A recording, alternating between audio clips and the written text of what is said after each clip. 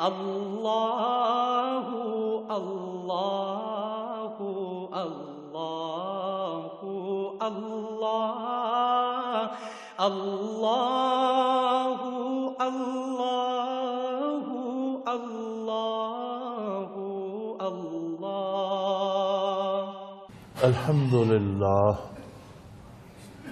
الحمد للہ رب العالمین والصلاة والسلام علی حبیبہ محمد وآلہ وصحبہ اجمعین اعوذ باللہ من الشیطان الرجیم بسم اللہ الرحمن الرحیم افمن شرح اللہ صدرہ للاسلام فهو علی نور من ربہ فویل للقاسیۃ قلوبہم من ذکر اللہ اولئک فی ضلال مبین اللہ نزل احسن الحدیث کتابا متشابہا مثانیہ تقشعر منہ جلود الذین یخشون ربہم ثم تلین جلودہم وقلوبہم الی ذکر اللہ ذالک ھدی اللہ یہدی بہ من یشاء ومن یضلل اللہ فما لہ من ہاد اللہم سبحانک لا علم لنا الا ما علمتنا انک انت العلیم الحکیم مولایا صلی وسلم دائما ابدا علی حبیبک خیر الخلق کلہم رب اشرح لی صدری ویسر لی امری واحلل عقدۃ من لسانی یفقہوا قولی رب زدنی علما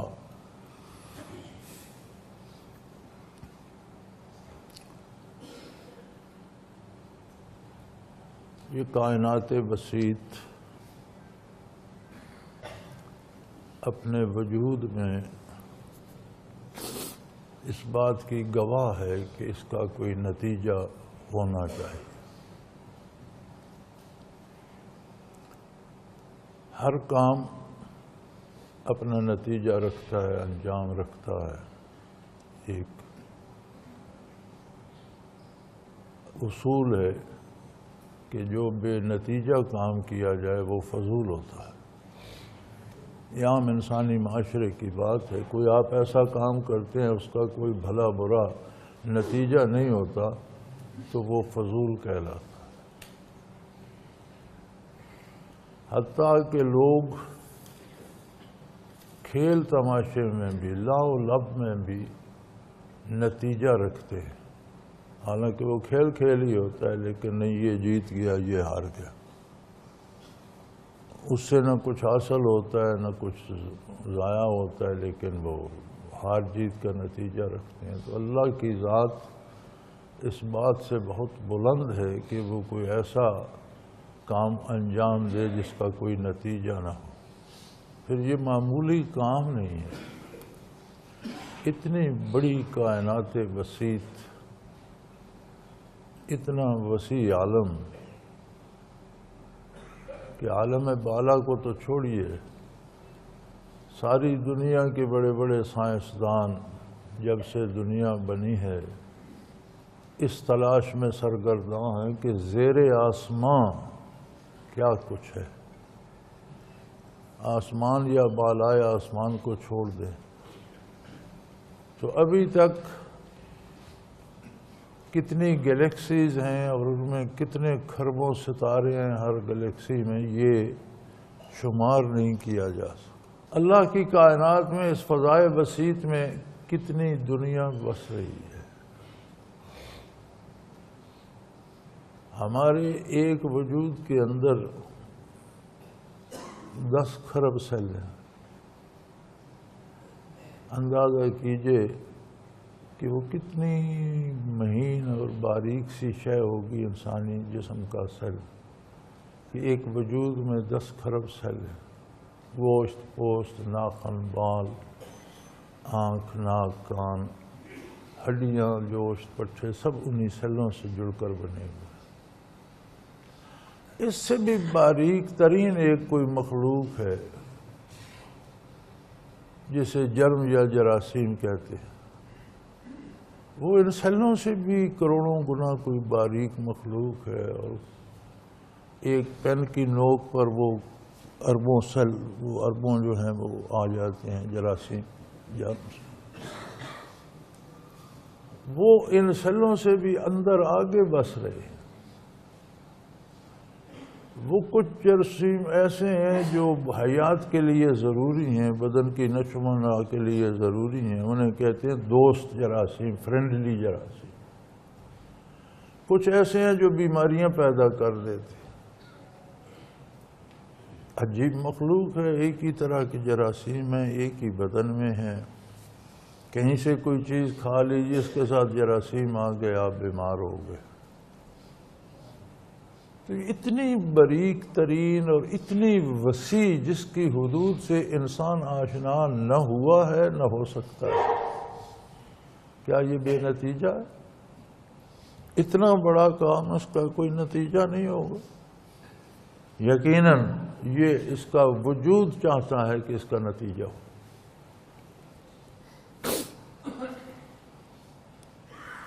اللہ کریم نے اپنے کلام پاک میں فرمایا بھی ہے کہ کیا ہم نے یہ کھیل تماشے کے طور پہ کائنات بنا دی ہے؟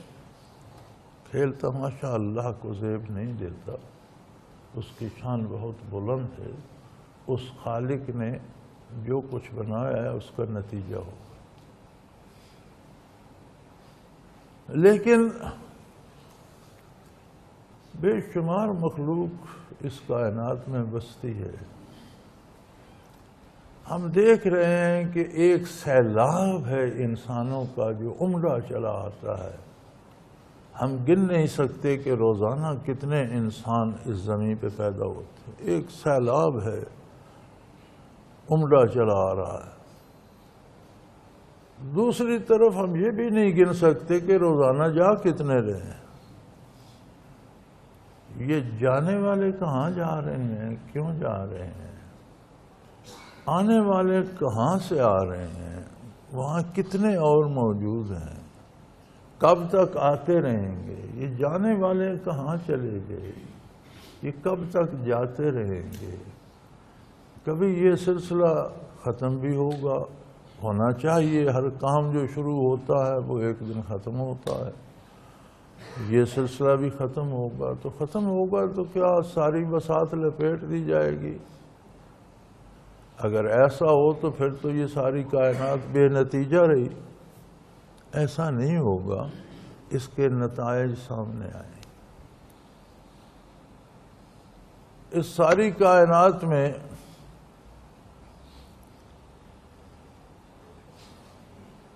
ساری مخلوق سے بہترین تخلیق،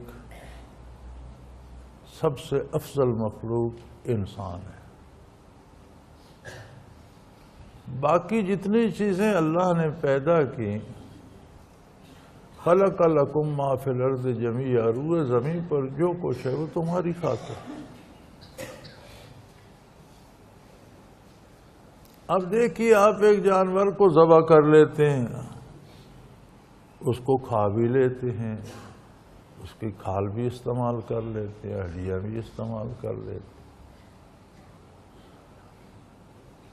تو علماء حق فرماتے ہیں کہ جو بھی حلال جانور اللہ کے نام پر ذبح ہو گیا، وہ اپنی زندگی کا مقصد پا گیا۔ یعنی کہ یہ اس کے ساتھ زیادتی نہیں ہے، بلکہ اسے اللہ نے پیدا اسی لیے کیا ہے کہ وہ بنی نوع انسان کے کام۔ ایک جانور پر آپ سواری کرتے ہیں، حلال نہیں بھی ہے، تو جب انسانی کام میں آ گیا تو اپنا مقصد پا گیا، مقصد تخلیق پا گیا۔ آپ گدھے پہ سامان ڈھوتے ہیں، خچر پہ ڈھوتے ہیں، گھوڑے پہ سواری کرتے ہیں، تینوں حلال تو نہیں ہے، لیکن ان کا مقصد حیات آپ کی خدمت کرنا ہے، آپ کو منزل تک پہنچانا ہے، آپ کا سامان ڈھونا ہے۔ وہ اپنے مقصد کو پا گئے۔ اونٹ پہ آپ سواری بھی کرتے ہیں، آپ اس کا دودھ بھی پیتے ہیں، آپ اس کا گوشت بھی کھاتے ہیں، اس کی کھال سے بے شمار چیزیں بناتے ہیں۔ تو جب وہ اللہ کے نام پر ذبح ہو گیا، اپنا مقصد حیات پا گیا۔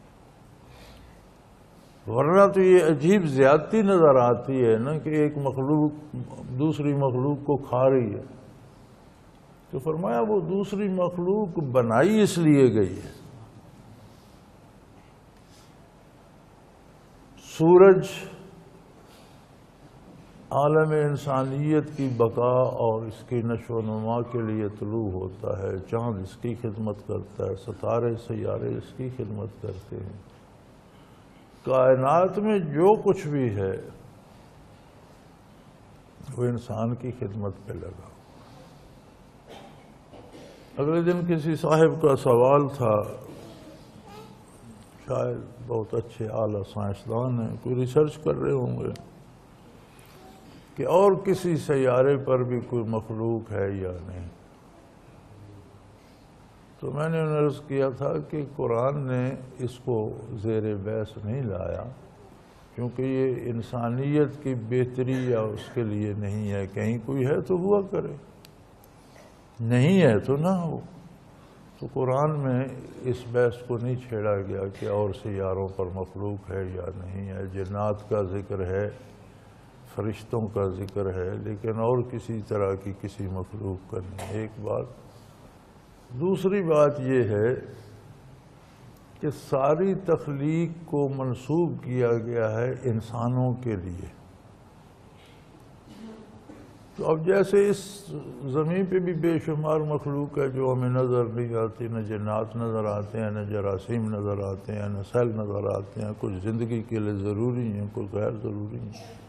کہیں اور بھی کوئی طرح کی مخلوق ہو تو اللہ کی مخلوق ہے، اللہ کی کائنات ہے. لیکن مکلف مخلوق اور جس کی طرف نبی بھیجے گئے اور جس کو پابند کیا گیا وہ صرف انسان ہے. انسانیت کے علاوہ کہیں نبوت کا کوئی ثبوت نہیں. انسان کے ذمے یہ ہے، انبیاء علیہ السلام کی بعثت کی وجہ یہ ہے کہ انسان اس کائنات کے بنانے اور اس کے انجام کو سمجھے اور اس کے مطابق اللہ کے احکام کو مانتے ہوئے اس نتیجے کو مد نظر رکھ کر عمل کرے.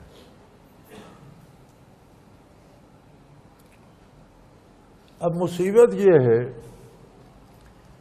کہ انسان دنیا میں جب آنکھ کھولتا ہے تو ہر آنے والے انسان کا وجود مادی ہے، نگاہ مادی ہے، حواس خمسہ مادی وجود کے ساتھ ہے، دماغ مادی ہے. تو اس مادی دنیا اور اس کی خوبصورتی بدصورتی یا اس کی لذت یا اس کی تکلیف سے ہر بندہ فوراً واقف ہو جاتا ہے. چونکہ جاننے کے ذرائع مادی ہیں، کائنات مادی ہے. تو ایک چھوٹا سا بچہ بھی جانتا ہے کہ آگ میں ہاتھ نہیں ڈالنا، یہ جلا دے گی. یہ چیز کھانی ہے، یہ میٹھی ہے. تو جوں انسان کے حواس بالغ ہوتے ہیں وہ جوں اس دنیا سے واقف ہوتا ہے اور اسی میں مگن ہو جاتا ہے، زندگی اسی میں ضائع کر کے چلا جاتا ہے. لیکن انسان صرف وجود کا نام نہیں، انسان جسد مار روح ہے. جسم اور روح جب ملتے ہیں تو انسان کہلاتے ہیں. روح اکیلی ہو تو اسے روح ہی کہتے ہیں، انسان کوئی نہیں کہتا. اور جسم سے روح خارج ہو جائے تو اسے مردہ کہتے ہیں، میت کہتے ہیں، اسے انسان کوئی نہیں کہتا. جب الگ ہو جائیں تو انسان نہیں رہتے.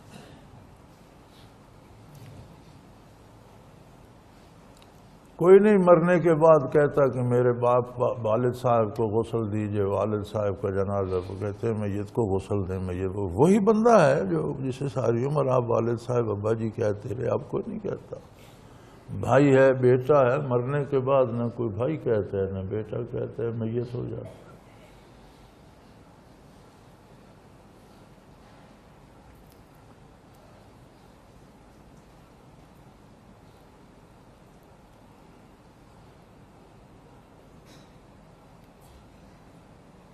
تو روح اور جسم مل کر انسان بنتے ہیں. انسان ساری عمر اس مادی تگ و دو میں کھویا رہتا ہے، روح کی اسے سمجھ ہی نہیں آتی۔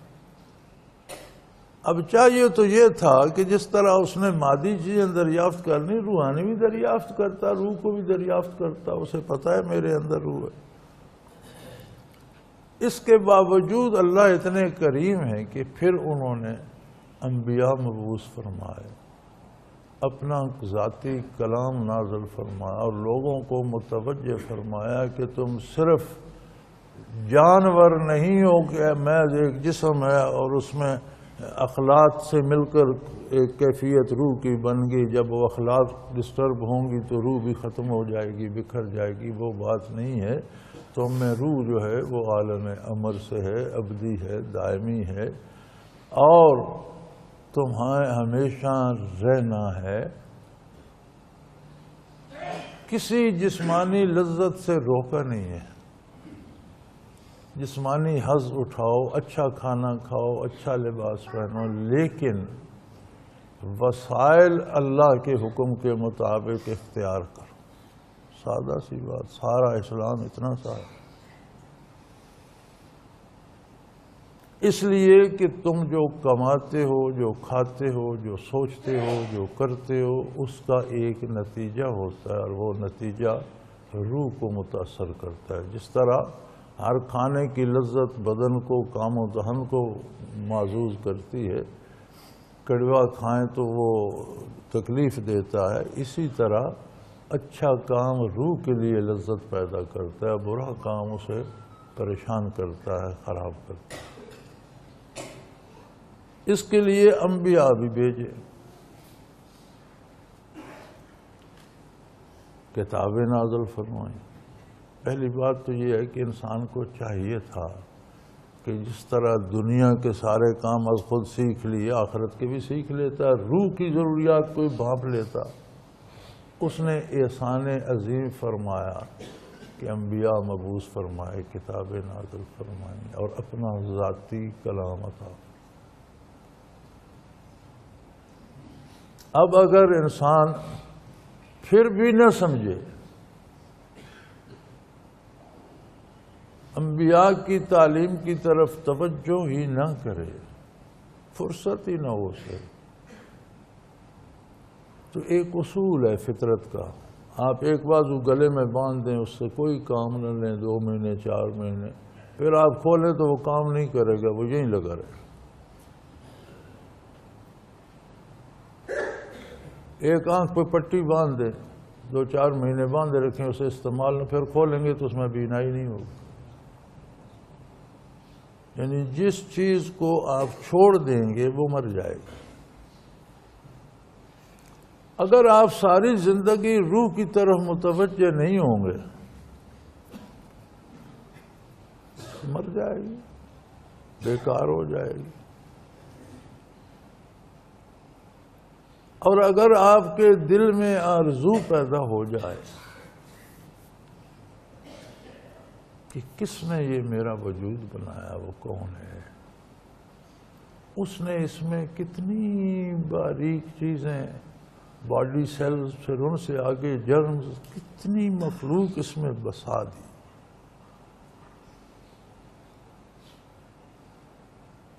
تو آخر وہ ہستی مجھ سے کیا چاہتی ہے؟ اس کا کوئی ذاتی معاملہ تو ہے نہیں، وہ تو بے نیاز ہے، مخلوق کا محتاج نہیں ہے۔ تو اس نے اتنی مخلوق جو بنائی ہے، بہترین ساری تخلیق کی سرتاج، وہ چاہتا ہے کہ یہ ہمیشہ ہمیشہ اس مخلوق کی سرتاج ہی رہے، اور عزت سے رہے، اور آرام سے رہے۔ لیکن اس کے لیے شرط یہ ہے کہ اس نے ہمیشہ ہمیشہ رہنا ہے، تو چند برسوں کے لیے اسے یہاں بھیج دیا گیا، یہاں وہ کام اللہ کی اطاعت کے مطابق کرے تاکہ انجام بہترین نصیب ہو۔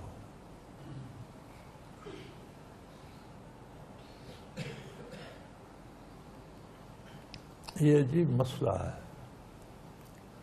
موت زندگی کو ختم نہیں کرتی، موت سے حقیقی زندگی شروع ہوتی۔ موت ختم کرتی ہے، وجود کا جو تعلق روح سے حیات دنیا کے لیے تھا وہ ختم ہو جاتا ہے۔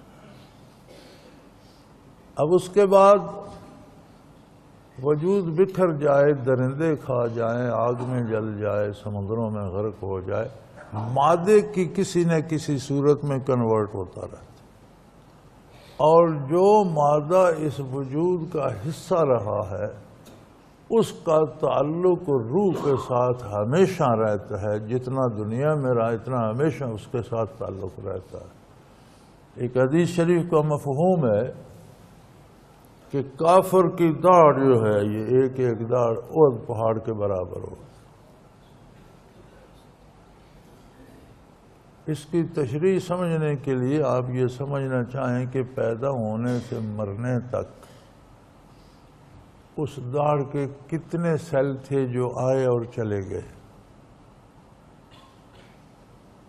ہیومن باڈی میں جو سیل ہیں ان میں سے کسی کی عمر 6 ماہ سے زیادہ نہیں ہوتی، ہر 6 مہینے میں تبدیل ہو۔ ایک بندہ 80 برس 100 برس زندہ رہا تو اس ایک داڑھ کے کتنے سیل آئے، کتنے، جب ہر سیل جتنی دیر وجود کا حصہ رہا اس میں وجود نے اگر نیکی کی ہے تو اس کو اس کا اجر لذت ملے گی، گناہ کیا تو اس کی سزا میں وہ بھی شامل ہو۔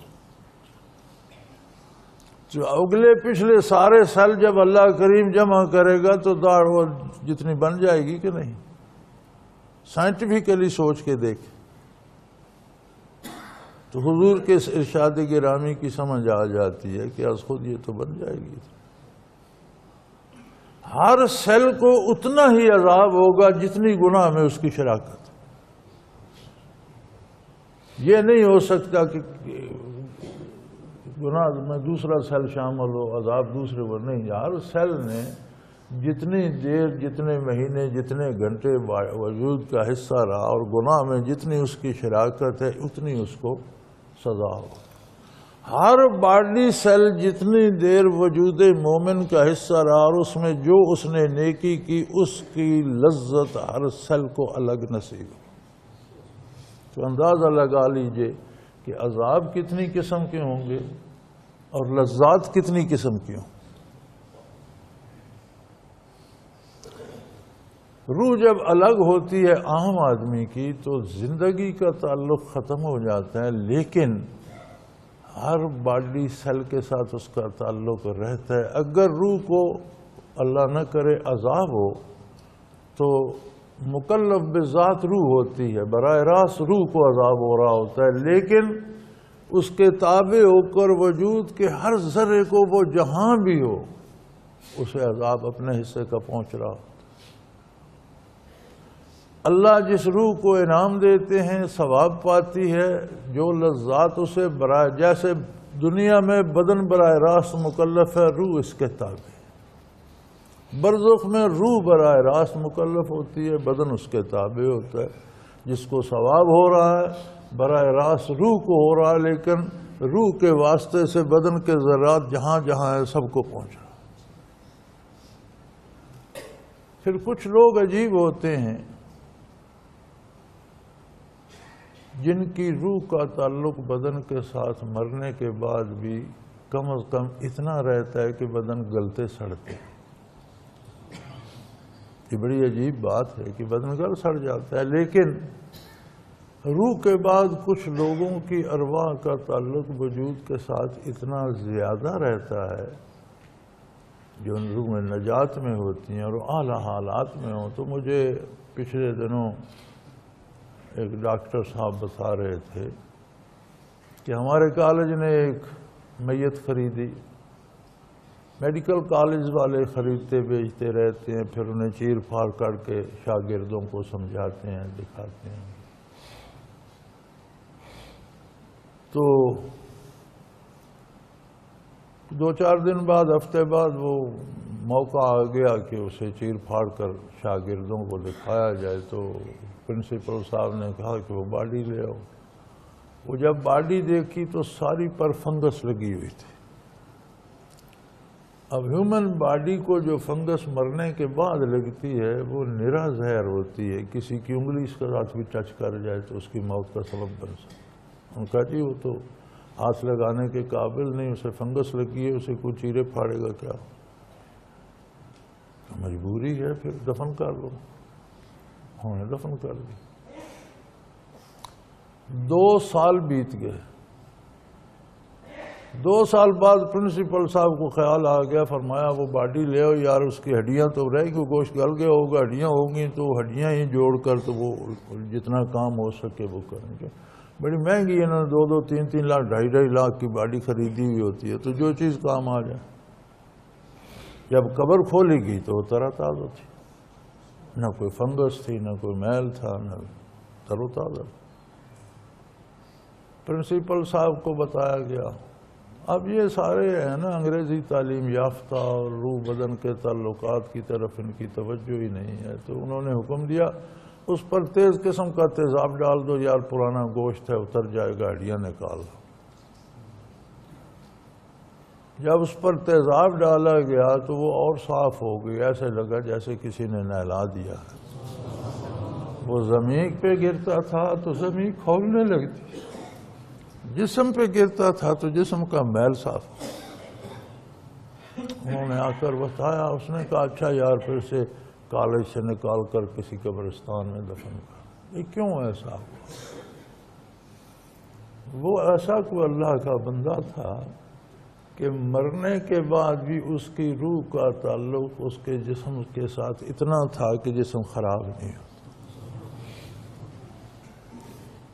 کچھ لوگ اس سے بھی بلند ہوتے ہیں، جیسے شہداء۔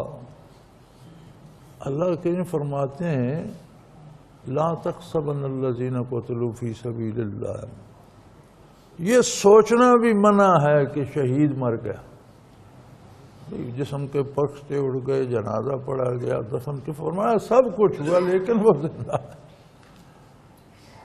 بل احیاء عند ربہم یرزقون، اللہ کے پاس زندہ ہے، رزق پاتا ہے۔ شہداء کے وجود بارہا نکالے گئے اور اب تک بھی نکالے جا رہے ہیں۔ ابھی تک یہ 70s میں مسجد نبوی کی توسیع میں صحابہ کرام کے وجود جو ہیں وہ جنت البقیع منتقل کی، تر و تازہ تھے، ٹھیک ٹھاک، 1400 سال بھی تھی، بعد بھی تھی۔ اس سے اوپر ہوتے ہیں انبیاء علیہ الصلوۃ۔ انبیاء بھی دنیا سے سفر کرتے ہیں، انبیاء پر بھی موت وارد ہوتی ہے۔ مولانا اشرف علی تھانوی رحمۃ اللہ تعالی علیہ اس بارے میں لکھتے ہیں کہ نبی کی روح عام آدمی کی روح کی طرح وجود سے قبض نہیں کی جاتی۔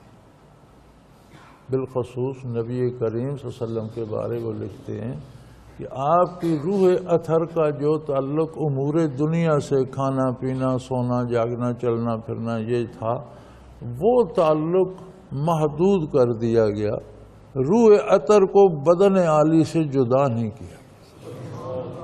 روح عالی کا قیام جو ہے وہ بدن اطہری میں ہے۔ اب اس کو ایک اور انداز سے بھی سمجھا جا سکتا ہے۔ ہمارا کلمہ ہے جس کا دوسرا جز ہے محمد الرسول اللہ صلی اللہ علیہ وسلم۔ حضرت محمد صلی اللہ علیہ وآلہ وسلم اللہ کے وہ محبوب بندے ہیں جو جسد مار روح ہے۔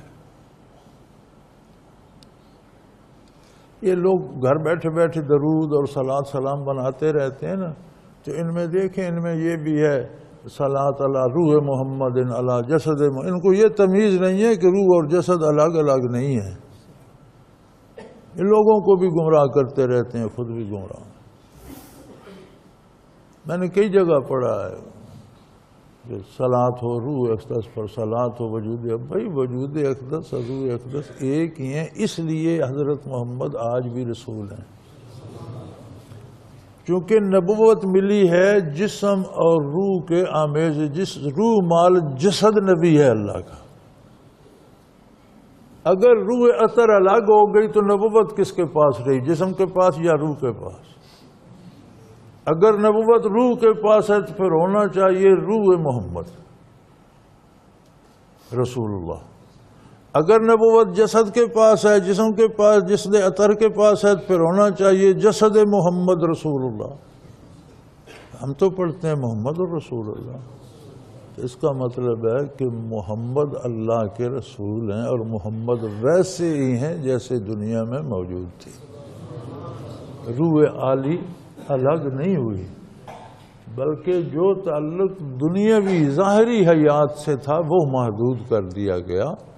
روح کا مقام جسد اثر، اس لیے آج بھی کلمہ اور قیامت تک رہے گا محمد الرسول اللہ۔ اگر روح الگ ہو گئی تو پھر نبوت روح کے پاس ہے یا بدن کے پاس؟ ایک کے پاس ہی رہے گی نا۔ تو کلمہ تو ہے محمد، تو روح مال جسد کا نام ہے۔ ایک اور پہلو بھی ہے اس کا، ہم اپنے موضوع سے ہٹ گئے، دور نکل گئے، خیر واپس آ جاتے۔ وہ پہلو یہ ہے کہ کائنات میں عرش، جنتیں، بے شمار بلند مقامات اللہ نے بنائے، سب سے اعلیٰ کون ہے؟ محمد الرسول اللہ۔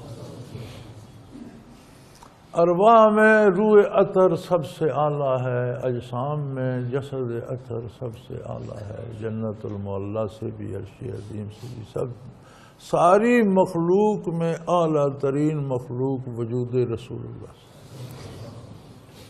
اگر روح اطہر کو آپ الگ کرتے ہیں، اس کا مطلب ہے وہ اعلیٰ جگہ سے نکل کر اس سے کم جگہ میں جائے گی، خواہ جنت میں جائے، علیین میں جائے، وہ علیین ہو یا جنت ہو، وہ وجود آقا نامدار صلی اللہ علیہ وسلم کا مقابلہ تو نہیں کرتی۔ تو بھی عام آدمی کو بھی جسے اللہ بخش دے مرنے کے بعد ترقی پاتا ہے، آقا نامدار صلی اللہ علیہ وسلم کی روح جو ہے بجائے ترقی کے پہلے اعلیٰ مقام سے اس کے نیچے کی طرف آ گئی۔ روح زیب ہی جسد محمد صلی اللہ علیہ وسلم کو دیتی ہے، اور جسد محمد صلی اللہ علیہ وسلم ہی روح محمد کا مقام ہے۔ تو موت تو حضور پر بھی واقع ہوئی، لیکن اس موت پر لاکھوں زندگیاں قربان ہو سکتی۔ تو یہ نتائج ہیں اس تخلیق کے اور اس کائنات کے۔ اب جب بندہ اس مادی دنیا، مادی لذات میں کھوتا ہے اور روح کی طرف توجہ نہیں کرتا، تو روح کی آنکھیں بند ہونا شروع ہو جاتی ہیں، دل دھڑکنا بند ہو جاتا ہے، آواز ختم ہو جاتے ہیں۔ لیکن جس کے دل میں یہ تمنا کروٹ لے کہ اتنی بڑی کائنات میرے اندر بسی ہے، میں اللہ کی تخلیق کا شاہکار ہوں، فی احسن تقویم، بہترین تخلیق ہے، مالک کیا چاہتا ہے؟ ایک اندر، اسے اللہ کریم قرآن کی زبان میں انابت کہتے ہیں، اللہ کی طرف رجوع کرنے کی ایک آرزو پتا۔ فرماتے ہیں یہدی الیہ من ینیب، جس کے دل میں یہ آرزو کروٹ لے اسے ہدایت ہم خود فراہم کر دے، راستے آسان کر دیتے ہیں، اسباب مہیا کر دیتے ہیں۔ کیسے مہیا کرتے ہیں؟ فرمایا فمن شرح اللہ صدرہ للاسلام، اس کے دل میں جب یہ کروٹ آتی ہے تو ہم اس کا سینہ اسلام کے لیے کھول دیتے ہیں۔ شرح صدر کا یہ معنی نہیں ہے کہ چھاتی پہلے 32 انچ ہے پھر 42 انچ ہو جاتی ہے، ایسا نہیں ہوتا۔ شعور و احساس جو دل کے اندر ہے، جو سینے میں ہے، ادراک کی قوت جو قلب کے اندر ہے، اس سے بادل اور اس سے تاریکیاں چھٹ جاتی ہیں، اور اس میں کیا ہوتا ہے؟ فَهُوَ عَلَى نُورٍ مِّن رَبِّهِ، اپنے پیدا کرنے والے کی طرف سے اس میں نور بھر جاتا ہے، روشنی بھر جاتی ہے۔ شرح صدر سے یہ مراد ہے کہ اس کے قلب میں انوارات آ جاتے ہیں، روشنی آ جاتی ہے اور اس کا ادراک وسیع ہو جاتا ہے۔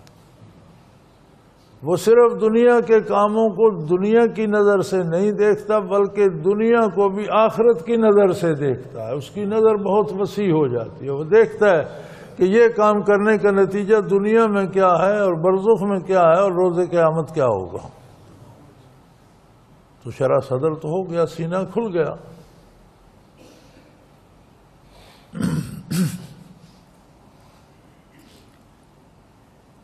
کچھ لوگ ایسے ہوتے ہیں جو آخرت کو بھول کر صرف دنیا میں کھو جاتے ہیں، گویا دل کا استعمال ہی نہیں کرتے، محض دماغ پر زندگی گزارتے ہیں۔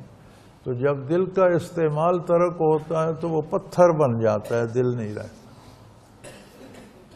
تو فرمایا فَوَيْلٌ لِلْقَاسِيَةِ قُلُوبُهُم مِّن ذِكْرِ اللَّهِ، جن کے دل اللہ کی یاد سے محروم ہو گئے ان کے لیے تباہی ہے۔ دل نہ رہے، سینے میں پتھر بن گئے، بوجھ بن گئے، آخرت کی تباہی کا سبب بن گئے۔ فَوَيْلٌ لِلْقَاسِيَةِ قُلُوبُهُم مِّن ذِكْرِ اللَّهِ، جن دلوں میں اللہ کی یاد ہی مٹ گئی، وہ دل نہیں، سینے میں پتھر ہے، تباہی کا سبب ہے۔ دل جب تباہ ہوتا ہے تو اکیلا تباہ نہیں ہوتا، بدن کی جو ایک کائنات ہے وہ سب کو تباہ کر دیتا۔ تباہ ہو کر مٹ جانا ہوتا پھر بھی خیر تھی۔ ویلن، یہ تو بہت مصیبت ہے، چونکہ تباہ ہو کر یہ عذابوں میں چلا جاتا ہے، مر نہیں جاتا، مٹ نہیں جاتا، زندہ ہمیشہ رہے گا لیکن جہنم میں رہنا پڑے گا۔ اولئک فی ضلال مبین، ایسے لوگ جن کے دلوں میں اللہ کی یاد نہیں ہے، زندگی پر جنہوں نے نگاہ ہی نہیں کی، جنہوں نے حقیقی زندگی کو بھانپا ہی نہیں، اللہ ہی کو بھول گئے تو پھر اللہ کی کائنات کو کیا یاد رکھیں گے؟ یہ واضح کھلی گمراہی میں۔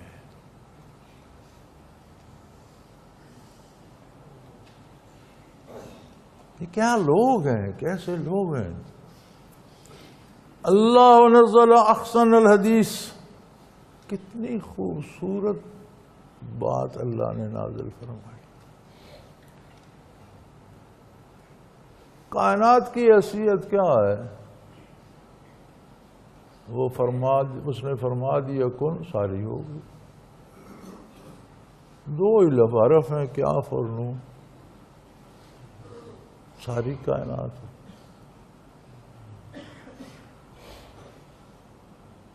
پورا قرآن کریم نازل فرمایا انسان کے لیے، اس کا دل زندہ کیوں نہیں؟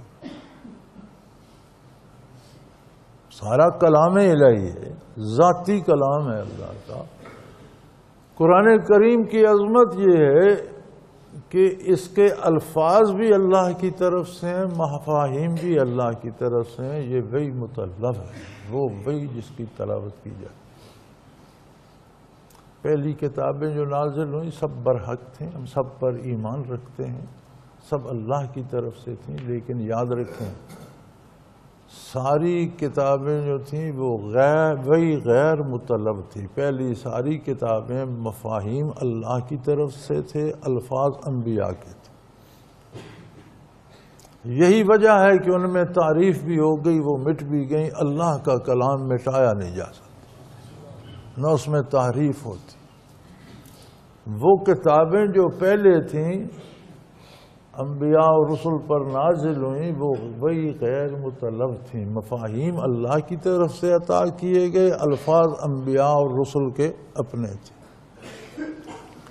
30 پارے قرآن کریم وہی مطلب ہے، ایک ایک لفظ منزل من اللہ، اللہ کا ذاتی کلام ہے۔ اسے کوئی نہیں چھیڑ سکتا، یہ نہیں مٹ سکتا۔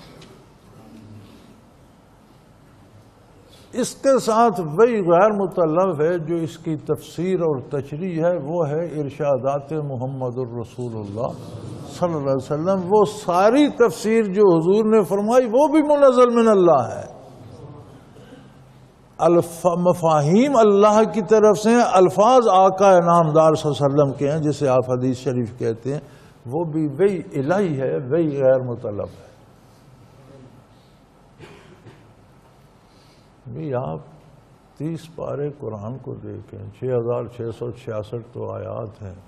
کچھ لوگ اختلاف کرتے ہیں جو کسی ایک رہا کی جگہ متصل مانتے ہیں یا واصل مانتے ہیں، کم رہا مانتے ہیں، اس طرح آیات میں تھوڑی سی تبدیلی ہو جاتی ہے۔ ایک لمبی آیت کو کچھ 2 آیتیں مانتے ہیں، کچھ 3 مانتے ہیں، کوئی کہتا ہے نہیں یہ ایک ہی ہے۔ عمومی طور پر 6666 آیات تسلیم کی جاتی ہے۔ اس کے حروف کی تعداد بھی دی گئی ہے، الفاظ کی تعداد بھی دی گئی ہے کہ ان میں الفاظ کتنے ہیں، الفاظ میں حروف کتنے ہیں۔ اتنا لمبا کلام الہی، پھر ذخیرہ حدیث کو دیکھیں جو 23 برس پہ محیط ہے۔ اتنا سارا کلام وحی، یہ وہی مطلب ہے، وہ وہی غیر مطلب ہے۔ وہی ہونے میں تو دونوں مشترک۔ اتنی وحی کے نزول کے بعد بھی انسان کا دل نہ جاگے تو پھر وہ انسان نہیں، پھر وہ کس سزا کا مستحق ہے، یہ وہ مالک ہی وہ جانے اور اس کا بندہ جانے۔ اللہ نزل احسن الحدیث کتاب متشابہ مثانی، اللہ نے خوبصورت ترین بات، ایک دوسرے سے ملتے جلتے جملے اور ایسے جملے جو بار بار دہرائے جاتے۔ قرآن کریم ختم نہیں ہوتا، یہ جو ہم ختم پڑھاتے ہیں نا، قرآن ختم ہو گیا، یہ ہماری جہالت ہے۔ آپ نے حفاظ کو دیکھا ہوگا، تراویح پڑھاتے ہیں، وہ کبھی والناس پہ نہیں ختم کرتے، آخری تراویح پھر پہلا سپارہ اس کا 1-2 رکوع شروع کر کے ختم کرتے ہیں۔ کیوں؟ قرآن ختم نہیں کیا جاتا، یہ دہرایا جاتا ہے۔ قرآن کریم ختم نہیں ہوتا، یہ دہرایا جاتا ہے۔ آپ لوگ جو تلاوت کرتے ہیں، اگر آپ نے 30 سپارے پڑھ لیے تو پہلے سپارے کا کم از کم پہلا رکوع پڑھ کے ختم کریں، سورہ فاتحہ پڑھیں، پہلا رکوع پڑھ کے ختم کریں، کیونکہ قرآن ختم کرنا محاورہ ہی غلط ہے۔ قرآن ختم ہو گیا تو باقی بچا کیا؟ قرآن رگ حیات ہے، یہ ختم نہیں ہوتا۔ یہاں بھی اللہ کریم فرما رہے ہیں اللہ نزل احسن، کتنی خوبصورت بات اللہ نے نازل کی، کوئی اسے دیکھ سکے، کوئی اسے محسوس کر سکے، کوئی اسے جذب کر سکے تو پتہ چلے۔ ہر بات کے ساتھ ایک کیفیت ہوتی ہے۔ ایک ہی گانا ہے، آپ ایک آدمی سے سنتے ہیں تو آپ کہتے ہیں کچھ نہیں، مزہ نہیں ہے۔ دوسرا کوئی گویہ وہی گانا گاتا ہے تو آپ سر دھننے لگ جاتے ہیں۔ یہ جو آپ سر دھن رہے ہیں، اس گانے میں بھی ایک کیفیت تھی جو آپ پر وارد ہو۔ ایک شعر ہے، ہم سنتے ہیں کہتے ہیں فضول ہے، ایک اور شعر ہم سنتے ہیں تو کہتے ہیں واہ واہ کمال ہو گیا۔ یہ کمال کیا ہے؟ اس شعر کے سننے سے ایک کیفیت ہمارے دل پہ آئی۔ ایک بندہ ایک بات کہتا ہے تو ہم پتھر لے کر اس کا سر پھاڑنے کو دوڑتے ہیں، غصہ ہو جاتے ہیں۔ جو اس نے بات کہی اس میں ایک حالت تھی جو ہمارے دل پہ وارد ہوئی۔ ایک بندہ ایک بات کہتا ہے، ہم اسے انعام بھی دیتے ہیں، خوش بھی ہوتے ہیں۔ یہ انعام کس بات کا دیا؟ اس نے چند لفظ ہی کہے تھے۔ اس نے جو خوشی دی، ایک حال تھا اس میں جو ہم پر وارد ہوا، ہم خوش ہو گئے۔ بندے کے کلام میں اتنی تاثیر ہے، کلام الہی میں کتنی ہوگی اور کتنی ہونی چاہیے۔ پھر وہ کلام حسین احسن الحدیث جو نازل ہو قلب اطہر رسول اللہ صلی اللہ علیہ وسلم، ادا ہو زبان مبارک اور لبھائے مبارک کے پیغمبر صلی اللہ علیہ وسلم سے، وہ تو پہلے بہت میٹھا تھا، پھر شاید میں ڈوب گیا۔ اب جب وہ سامنے آئے تو کوئی حالت وارد ہونی چاہیے یا نہیں؟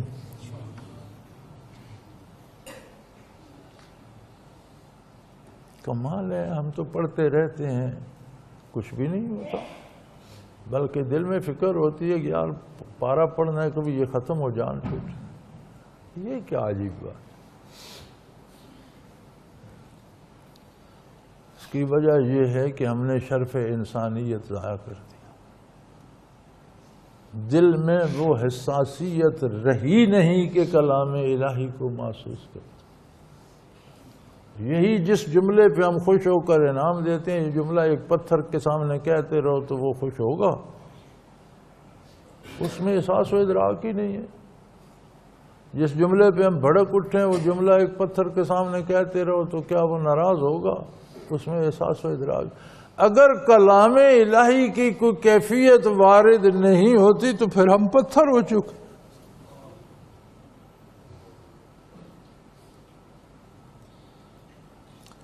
اللہ کریم فرماتے ہیں اولئک کالانعام، یہ تو گدھے خچر ہیں، جانور ہیں، بل ہم اضل، یہ ان سے بھی گئے گزرے۔ جانوروں کو تو اللہ نے استعداد ہی نہیں دی، انہیں تو استعداد دے کر پیدا کیا تھا، انہوں نے اس پر اتنا کیچڑ لیپا، ساری زندگی کیچڑ ہی لیپتے رہے اور انہیں کوئی اثر نہیں ہوتا، نہ قرآن کا نہ حدیث۔ حالانکہ فرمایا اللہ وہ بڑا کریم ہے، اس کا احسان، اس نے آپ کے سل جوڑ کر وجود دیا، حواس خمسہ دی، بے شمار نعمتیں دی، گن نہیں سکتے، ایک ایک بال اس کے احسانوں تلے دبا ہوا ہے۔ اولادیں دی، مال دیے، زندگی دی، فرصت دی، مہلت دی، لذتیں دی، غذائیں دی، دوائیں دی، کیا کیا گنوں گے؟ تم پھر اتنے کھو گئے مادی حیات میں کہ تم نے دل کو پتھر ہی بنا دیا۔ کتنی خوبصورت بات، اللہ نزل احسن، سب سے خوبصورت ترین بات اللہ نے نازل، کتاب متشابہہ مثانی، ایسی کتاب ملتے جلتے جملے ہیں، کوئی عجیب بات نہیں ہے کہ کہیں کچھ اور ہے کہیں کچھ اور ہے، ایک ہی زبان ہے، عربی مبارک خوبصورت زبان ہے، ملتے جلتے جملے ہیں، وہی الفاظ و حروف ہیں اور ختم نہیں ہوتی، مثانیہ، دہرائی جا رہی ہے، دہرائی جا رہی ہے، پڑھی جا رہی ہے، ختم نہیں ہوتی۔ ہم کہتے ہیں قرآن ختم ہو گیا، قرآن اللہ کریم فرماتے ہیں قرآن ختم نہیں ہوتا، دہرایا جاتا ہے، مثانی ہے، بار بار پڑھا جاتا ہے، بار بار پڑھا جاتا ہے، پڑھا ہی جا رہا ہے۔ یہ کوئی الف لیلا نہیں ہے کہ ختم ہو گئی اور رکھ گئی، کسی بندے کی لکھی ہوئی کوئی کہانی نہیں ہے کہ ختم ہو گئی رکھ گئی۔ یہ کتاب حیات ہے اور حیات جاویداں کے ساتھ ہے، دنیا میں بھی ساتھ ہے، آخرت میں بھی ہے۔ جو اسے پڑھتے ہیں اللہ کریم سے امید ہے کہ وہ تو قبر میں بھی دہراتے رہیں گے، جنت میں بھی پڑھا کریں، ختم نہیں ہوتی۔ زندگیاں ختم ہوتی ہیں، اپنے روپ بدلتے ہیں، اللہ کا کلام ذاتی ہے، یہ نہ ختم ہوتا ہے نہ روپ بدلتا ہے۔ کتنی خوبصورت بات نازل کی، پوری کتاب نازل کر دی، ملتے جلتے جملے حروف ہیں، مثانیہ، دہرائی جا، ہر بار جتنی بار دہراؤ نئی لذت۔ یار ایک کتاب ایک دفعہ پڑھ لیں، دوبارہ پڑھنے کچھ ہی نہیں کرتا، اس کا نام آئے تو پتہ ہے مجھے اس میں کیا کچھ ہے، میں نے پڑھی، اسے جتنی بار دہراؤ نئی لذت آئے۔ عجیب بات یہ ہے، میرا ذاتی تجربہ ہے، الحمدللہ اللہ نے توفیق دی، تفسیر بیان کی، اسرار و تنزیل سمجھا، بڑے اس میں نکات بیان کیے، لیکن جب قرآن کریم کو پھر سے پڑھا تو پھر نئی باتیں ظاہر ہیں۔ چلو جی پنجابی تفسیر بناتے ہیں، اس میں نئی باتیں آ گئیں اسرار التنزیل میں جو نہیں تھی، وہ مکمل ہو گئی الحمدللہ۔ ہر جمعے چلو قرآن بیان کرتے ہیں، ترتیب سے کر لیتے، سورہ فاتحہ سے شروع کر دیا، الحمدللہ 21واں پارہ ختم ہونے والا ہے، یہ اکرم التفاسیر بن گئی۔ مولانا نے مجھے لکھا تھا کہ یہ کوئی تفسیر وغیرہ نہیں ہے، یہ آپ کے ہیں، کیا انہوں نے لکھا پتہ نہیں، وہ لفظی ذہن سے نکل گیا کہ آپ کے بیانات کا مجموعہ ہے۔ میں نے کہا ٹھیک، آپ ایسا ہی سمجھ لیں یار، کوئی ضروری ہے اسے تفسیر کہنا؟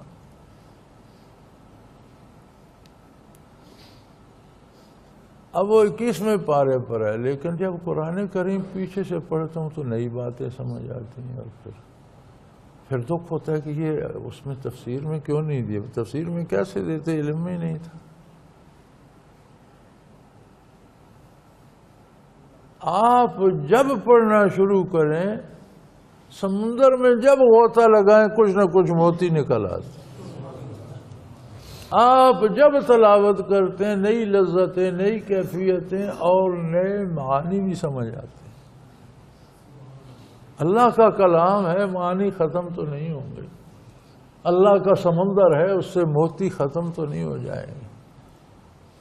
تو فرمایا ہم نے کتنی خوبصورت کتاب اتاری، ملتے جلتے حروف جملے، اور بار بار پڑھے۔ یہ دنیا کی کوئی ایسی کتاب نہیں جسے بندہ بار بار پڑھے، ایک دفعہ ختم کر لو طبیعت بھر جاتی ہے، پتہ ہے اس میں کیا ہے۔ یہ واحد کتاب ہے جو ختم نہیں ہوتی، دہرائی جاتی ہے۔ تقشعر منہ جلود الذین یخشون ربہم، جن لوگوں کو اپنے پروردگار سے کوئی رشتہ ہے، اس کی عظمت کا ادراک ہے، جب وہ پڑھتے ہیں تو ان کے جسم کا رواں رواں کھڑا ہو جاتا ہے، یعنی وہ کیفیت، وہ حال وارد ہوتا ہے ان پر عظمت الہی کا۔ جس طرح کوئی بندہ خوبصورت جملہ کہے، شعر پڑھے، ہم خوش ہوتے ہیں، ہمیں دعا دیں ہم خوش ہوتے ہیں، گالی دے ناراض ہوتے ہیں، ایک کیفیت وارد ہوتی ہے۔ اللہ کریم فرماتے ہیں میرے قرآن کو جب پڑھتے ہیں تقشعر منہ جلود الذین، جلد کا ایک ایک ذرہ بھی لرز جاتا ہے، ایک ایک رواں بدن کا کھڑا ہو جاتا ہے، لیکن ان لوگوں کا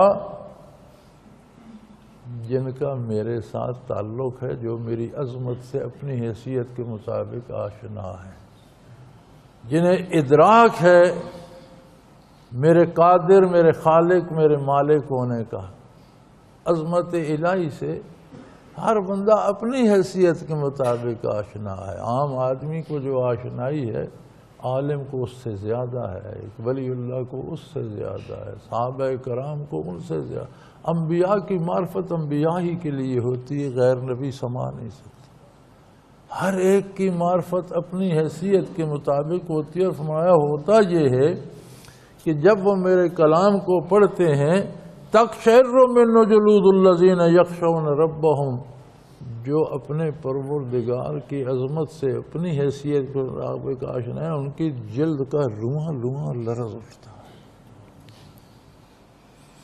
پھر ہوتا کیا ہے، نتیجہ کیا؟ ثم تلین جلودہم وقلوبہم الی ذکر اللہ، اس پر پھل یہ لگتا ہے کہ ان کا ہر باڈی سیل ذاکر ہو جاتا ہے۔ میں نہیں کہہ رہا، قرآن کہہ رہا ہے، قرآن کریم کا ترجمہ کر رہا ہوں۔ علماء تشریف فرما ہے، خود ہر عالم جانتا ہے، ترجمہ تو طالب علم بھی جانتے ہیں، علماء کی شان تو بلند ہے، ترجمہ تو شروع سے طالب علم بھی سیکھ لیتے ہیں۔ فرمایا اس کا نتیجہ یہ ہوتا ہے ثم تلین جلودہم وقلوبہم الی ذکر اللہ، پھر ان کی کھال کا ذرا ذرا، بال کھال سے لے کر نیا خانہ دل تک، کھال بھی ذاکر ہو جاتی ہے، گوشت بھی ذاکر ہو جاتا ہے، ہڈیاں بھی ذاکر ہو جاتی ہیں، دل بھی ذاکر ہو جاتا ہے۔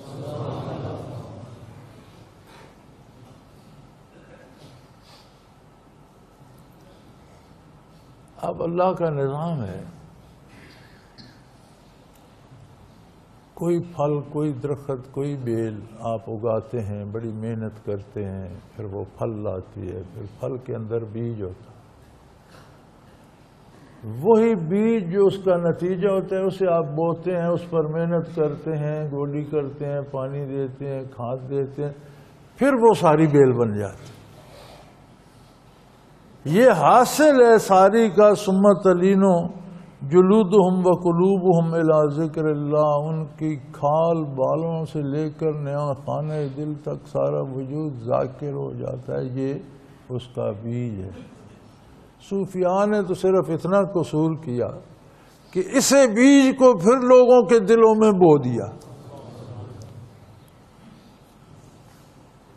یہ کتنا لمبا پروسیس تھا جسے میں 1 گھنٹے میں بیان کر رہا ہوں، میں نے مختصراً بیان کیا ہے، کیونکہ کوئی جلسہ نہیں، کوئی تقریر نہیں، اجتماع کا عام سا بیان ہے، آپس کی باتیں ہیں۔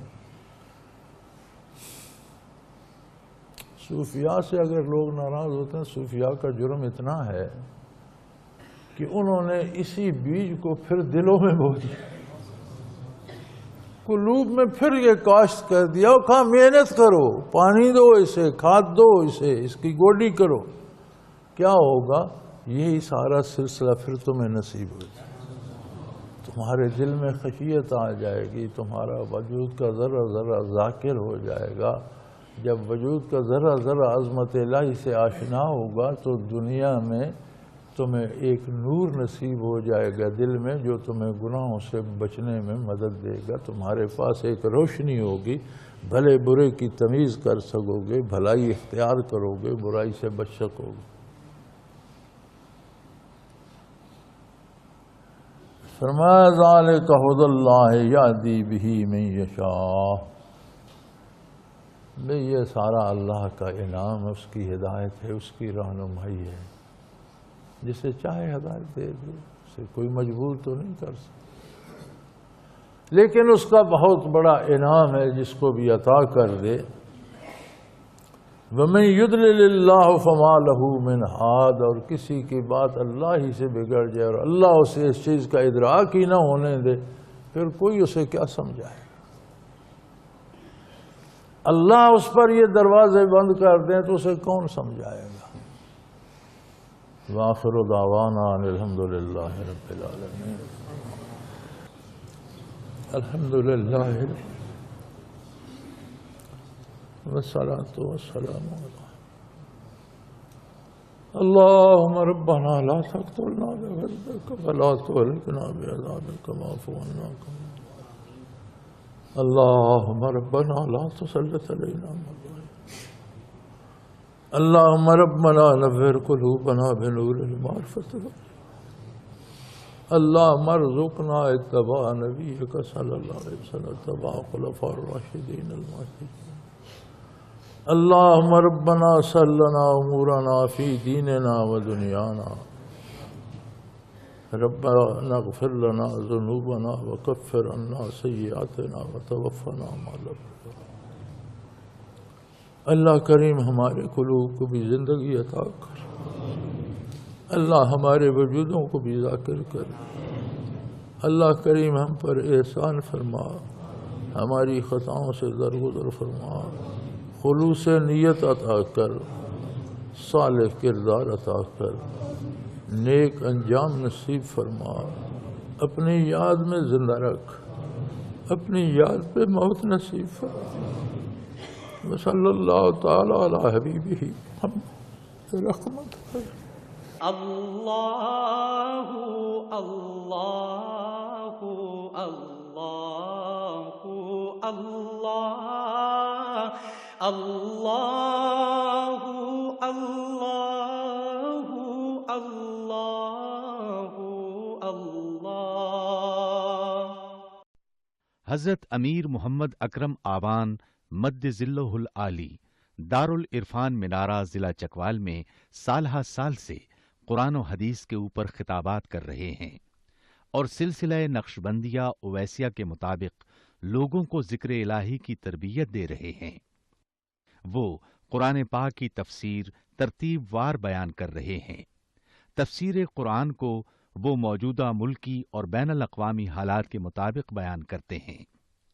موٹر وے سے کلر کہار کے انٹرچینج سے نکلتے ہوئے کلر کہار کی جھیل سے ہوتے ہوئے میانی، بوچھال اور نور پور سے گزرتے ہوئے دارالعرفان منارہ پہنچ سکتے ہیں۔ حضرت امیر محمد اکرم آوان نے بچیوں اور بچوں کی دینی اور دنیاوی تعلیم کے لیے سقارہ اکیڈمی کے نام سے ایک درسگاہ بھی قائم کی ہے، جس کا افتتاح ملک پاکستان کے صدر جنرل محمد ضیاء الحق نے اپنے دست مبارک سے کیا تھا۔ وہ تمام احباب جو اسلام کی طلب رکھتے ہیں ان سے گزارش ہے کہ دارالعرفان منارہ ضلع چکوال میں امیر محمد اکرم آوان صاحب کے خطابات سے مستفید ہوں۔ وہ ہر جمعے کو نماز سے پہلے بیان فرماتے ہیں۔ ہر ماہ کی پہلی اتوار کو ماہانہ اجتماع ہوتا ہے جس میں آپ خصوصی خطاب فرماتے ہیں اور پاکستان کے چاروں صوبوں سے احباب اس اجتماع میں شرکت کرتے ہیں۔ اس کے علاوہ یہاں سال میں 2 مرکزی اجتماعات بھی ہوتے ہیں، ایک رمضان المبارک میں اعتکاف کا اجتماع اور دوسرا جولائی اور اگست میں 40 دن کا اجتماع ہوتا ہے جس میں روحانی تربیت کی جاتی ہے۔ اپنا خون سیماب دے کر اتنا ہم کر جائیں گے، نام آقا کا چمن میں پھر رقم کر جائیں گے۔